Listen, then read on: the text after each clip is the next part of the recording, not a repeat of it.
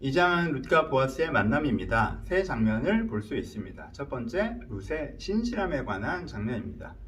룻이 중산층의 삶을 살고 있었을 거예요. 나오미가 나왔을 때 풍족했다라고 얘기하고 그 수준에 맞는 결혼을 했을 것 같으니까. 그쵸? 그리고 결혼하고 나서도 남편이 죽기 전까지는 어느 정도 이렇게 유지된 것 같으니까 중산층의 삶을 살았겠죠? 근데 나오미를 따라오고 나서는 이게 이렇게 툭 떨어지는 거죠. 최하층의 삶으로 떨어진 거예요. 그래서 직접 일을 해야 되는, 먹고 살기 위해서 직접 일을 해야 되는, 나오미까지 먹여 살리기 위해서 직접 일을 해야 되는 상황이 되었습니다. 그래서 이삭 죽기를 시작하죠. 이삭 죽기라고 하면 그림 때문에 우리는 자꾸 목가적인 풍경 같은 걸 떠올리는데 그렇지 않고요. 그 당시의 일 중에 가장 힘든 일이었어요. 그럼 그 노동 현장을 상상해 보세요. 제일 윗사람은 누구예요? 땅 주인이죠. 그 다음에는 사원, 이 일하는 사람들 관리하는 사원이었어요. 그 다음은 지금 일용직 노동을 이렇게 여기 해서 베는 사람들이라고 표현되는 사람들. 그리고 그 다음이 이삭 줍는 사람들이죠. 그렇죠? 그러니까 이 노동 현장에서 가장 아래였어요. 여러분 이 일은요 일단 되게 고됐어요. 그래서 가서 허리를 굽혔다 폈다 굽혔다 폈다 계속 요거 잡겠다고 그걸 해야 되는 거란 말이에요. 하루 종일. 그렇죠? 그래서 얼마나 일 자체가 고돼요. 땡볕에서 계속 그렇게 하는 게. 근데 이 몸이 고된 것도 고된 거지만 두 번째 이게 정서적인 스트레스도 되게 많이 받는 일이었어요. 거기서 이 사람들이 필요 없는 사람들이잖아요. 그 현장, 노동 현장에서 일정한 역할을 감당하는 것이 아니라 사실 걸리적거리는 사람들이잖아요. 그러니까 어땠다라고 표현되어 있어요. 뭐 혼내거나, 그쵸? 뭐 쫓아내거나, 그리고요 남자들만 있는 현장에서 여자들이 그러고 있으니까 치근덕거리거나 뭐 이런 것들이 있었어요, 그쵸?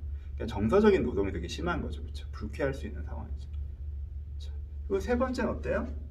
이게 이렇게 일을 한다고 해서 일정한 양이 되는 게 아니에요. 그러니까 추수하는 사람들이 그냥 되게 빡빡하게 추수를 해버리면요 하루 종일 그 뒤를 따라다녀도요 별로 얻는 게 없는 일이었어요.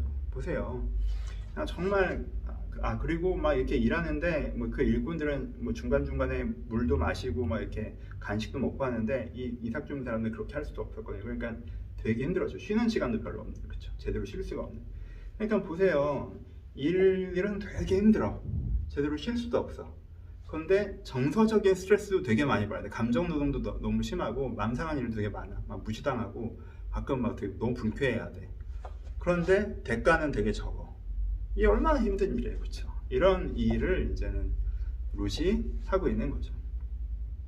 근데 이 룻이 일을 하는 것 자체가 굉장히 대단하다고 얘기하는 게 그냥 우리가 뭐 경제적으로 어려워져서 힘든 일을 하게 돼서 어쩔 수 없이 그러는 게 물론 대단하지만 뭐 대단 약간 이런 게 있잖아요. 근데 룻이 대단하다고 얘기하면 룻이 이렇게 하고 있는 이유가 누구 때문이에요?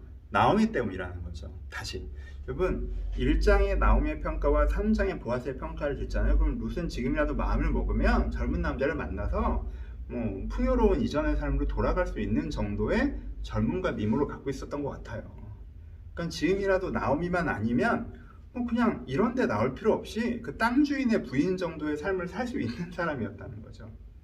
그런데 지금 나오미를 돌보겠다고 오늘도 내일도 계속 그 뭐 주변에 그런 남자들 좀 있었던 것 같은데 그런 남자들을 신경 쓰지 않고 이 나오미를 돌보기 위해서 이 험한 일을 견뎌내고 있는 거죠. 이게 룻의 뭐예요? 신실함이라는 거예요. 신실함이 뭐라고 했어요? 그 바르고 선한 마음을 상황의 어려움에도 불구하고 한결같이 갖는, 그렇죠? 그 마음이고 그 행동이 신실함이죠. 룻이 이 신실함을 보입니다, 그렇죠? 그래서 이것을 우리가 본받아야 된다라고 얘기할 수 있겠죠. 적용대에 좀 얘기합시다.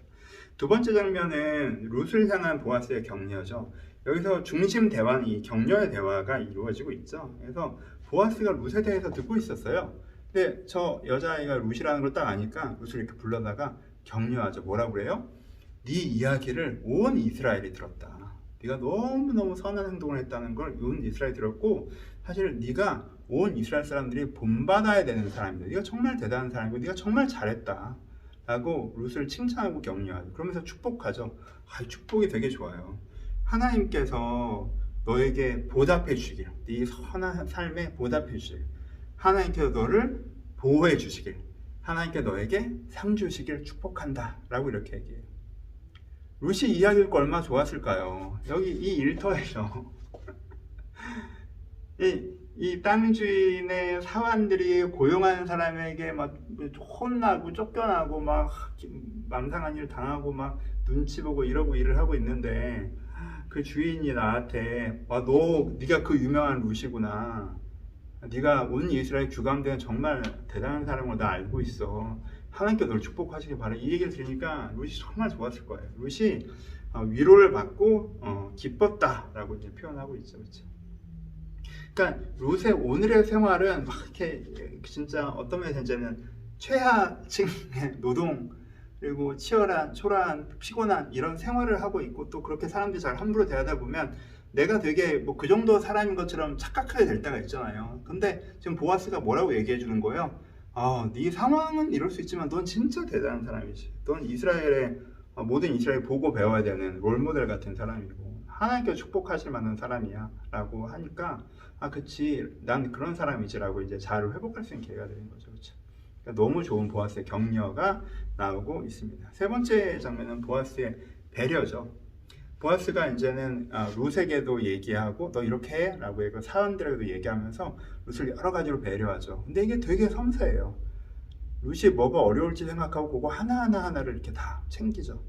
사람들에게 룻을 건들지 마, 찌근덕거리지 마, 그리고 혼내지 마, 쫓아내지 마, 그리고 룻에게도 얘기하고 사람들에게 얘기하는 건 물을 편하게 마셔라. 일꾼들의 물도 마시고 중간에 여기 간식 시간이나 식사 시간 있잖아. 식사 와서 같이 해. 너도 이제 같이 먹어라. 그리고 사람들에게 또 이거 할 때 빡빡하게 하지 마. 룻이 충분히 가져갈 수 있도록 이렇게 던져. 이렇게 다 줍지 말고 대충 하고 가. 그래서 뒤에서 주워가게. 알았지? 하고 해서 룻이 이 일터에서 느낄 수 있는 스트레스. 일해도 수학이 적은 거. 수학도 많아질 수 있게. 정서적인 스트레스. 그것도 없어지게. 이 일의 스트레스. 중간에 쉴 수 있게. 이렇게 섬세하게 배려를 해줘요. 이 배려에는 또 하나 큰 배려가 있는데 뭐냐면 룻의 노동에 대한 존중이 담겨 있어요. 이게 선함인 건데 그러니까 그 이스라엘 율법에 하나님께서 어떻게 얘기하셨어요? 과부나 가난한 사람이라고 해도 추수 때 나와서 열심히 주워가면 먹고 살 수 있게 추수를 넉넉하게 해라. 그리고 대신 네가 과부나 가난한 사람이어서 집에서 구제비 주세요. 저 가난하니까 저 아무것도 안 하고 뭐 이렇게 하면 안 돼. 니는 나와서 일을 해. 그리고 너희들은 일을 하면 가져갈 수 있게 배려해. 이게 하나님의 선한 법이잖아요. 그 법도대로 하는 거거든요. 그래서 룻의 노동을 충분히 존중하고 하나님의 율법을 충분히 지키면서 섬세하게 룻을 배려하는 모습을 보아스가 보여주고 있습니다. 적용하죠. 첫 번째 룻의 신실하심을 배우셔야 될 것 같아요. 룻의 신실하심. 저는 이제는 우리가 다 아끼는 사람, 뭐 저도 이제 부모니까 아이가 있겠고요. 또 가족들이 있고요. 또 뭐 성도가 있고요. 여러분 주변에서 소중한 사람들 있잖아요. 우리가 아끼는 사람들에 대해서 룻처럼 신실한가? 내가 뭐 마음 가면 좀 챙겼다가 나 짜증나면 좀 나 또 다른 거 정신없어서 또 안 챙기고 뭐 하면 하다가 그때 힘들면 좀 대충 하고 뭐 이러진 않는가에 대해서 좀 전 회개하는 마음을 가지면서 하나님 제가 사랑하는 사람들, 제가 아끼는 사람들, 제가 돌보는 사람들에 대해서 신실한 사람이 좀 되고 싶습니다 라는 묵상을 좀 했습니다. 그리고 보고 좀 부끄럽더라고요. 정말 저는 좀 이러지 못한 것 같아요. 그렇죠? 뭐 나오라는 사람도 없잖아요. 그렇죠? 나오는 사람도 없으니까 대충 할 수도 있는데 정말 신실한, 그리고 다른 선택을 할 수 있는데 신실한 이 룻의 모습 보면서 묵상한 것이 있습니다. 여러분 그냥 뭐 설교처럼 너무 길을 수 있겠지만 그냥 한마디, 여러분들이 돌보는 사람, 여러분들이 아끼는 사람, 여러분들이 사랑하는 사람에 대해서 신실하세요. 여러분들 감정 내키는 대로 잘하고 싶을 때 잘해주고 그러지 마시고, 그러기 싫을 땐 짜증내고 싶으면 짜증내고 그러지 마시고, 그렇게 하다가 좀 어려우면 관두고 그러지 마시고, 누군가를 정말 사랑한다는 건, 돌본다는 건 그 사람을 뭔가 판단의 기준으로, 내가 뭔가 의사결정 기준으로 삼긴다는 건 신실함이 꼭 있어야 된다라고 생각합니다. 저도 너무 부족한 거라 말하기 부끄러운데 하여튼 그렇고요. 두 번째, 이 자기 가치를 알고 있는 것, 그렇죠? 보아스의 말을 통해서 룻이 깨달은 거죠. 자기 가치를 알고 있는 것. 룻이 그렇잖아요. 룻이 진짜 대단한 사람이잖아요. 정말 룻이 진짜 대단한 사람이죠. 와, 그 당시 다 자기 소견에 옳은 대로 하고 자기 이해관계에 따라 행하는데, 와, 이런 신실한 사람이 있구나. 우리도 와, 내가 이 사람처럼 할 수 있을까라고 할 정도로 정말 대단한 사람이잖아요. 근데 룻은 때로 자기가 얼마나 대단한 사람인지, 하나님께서 기뻐하시는 사람인지 못 느끼기도 했을 거예요. 그렇죠? 왜 오늘 진짜 별거 아닌 사람한테 무시당하고 치근덕거리고 막 너무 힘들고 이렇게 해봐 요만큼 가져가고 뭐 쥐꼬리만큼 가져가고 또 내일 먹을 거 걱정해야 되고 삶이 이렇게 고단한 삶이니까. 근데 그리고 사회적 계급이 낮고 또 이방 여자라고 또 무시하고 막 이런 게 있었으니까. 근데 보아스가 얘기해줘요. 너 이런 사람 아니고 너 이런 사람이고 너 알지? 라고 얘기해주죠. 그렇죠? 여러분들의 자신에게도 이런 얘기를 해주세요. 그래서 내 가치를 알고 계셔야 돼요. 내 가치를. 그렇죠? 뭐 내가 좀 경제적으로 어렵다라고, 내가 하는 일이 어떻다고, 뭐 내가 하는 월급이 어떻다고, 주변 사람을 무시하네, 뭐 어쩌네, 뭐 이런 걸로 이 현상적인 껍데기로 여러분들의 가치를 오해하지 마시고 하나님 앞에서 여러분들 얼마나 소중한 사람이고 의미 있는 사람, 가치 있는 사람이 그 가치를 아셔야 된다라는 묵상도 해볼 수 있고요. 세 번째, 보아스 같은 격려자가 되고 싶다라는 마음도 있어요. 그렇죠? 이런 적용도 해볼 수 있을 것 같습니다. 정말 이 사람이 이 사람의 가치를 스스로 잃어버리고 있을 때 그것들을 기억나게 해주는 사람, 그렇죠? 다시 되찾아주는 사람, 이런 격려자. 우리가 서로 이런 격려자가 되면 얼마나 좋을까라는 생각도 해봅니다. 네 번째는 이런 섬세한 배려. 우리가 누군가를 돕는다고 하면서 그 사람이 필요하지도 않은 건 돕고 정작 필요한 건 돕지 않는, 그렇죠? 그럴 때도 있고, 돕는 마음이 있는데 뭘 도와야 될지 몰라서 그냥 손 놓고 있고 그럴 때도 있고, 돕는데 너무 과도하게 그 사람을 존중하지 않고 그 사람의 노동을 존중하지 않고 막 그냥 내가 해줄게 뭐 이런 식으로 되게 무례하게 행동할 때도 있고, 그렇죠? 이러면 도움된답시고 막 이러면 되잖아, 저러면 되잖아, 막 이런 식으로 하는 것도 무례한 거죠. 사실 존중하지 않는 거. 우리가 이럴 때가 많은데, 저도 이런 실수 너무 많이 하는데, 정말 이런 배려를 하는 사람이고 싶다. 보아스 참 멋있는 것 같아요, 그렇죠? 보아스 같은 격려자와 보아스 같은 돌보는 사람이 되고 싶다, 배려의 사람이 되고 싶다는 생각을 하는데, 우리가 다른 사람을 볼 때 이렇게 섬세한 배려, 이런 것도 묵상해 볼 수 있을 것 같습니다. 그리고 뭐 또 많죠, 여러분 보시면서 그렇게 너무 좋아요. 사상일다 육교일가 너무 좋아요.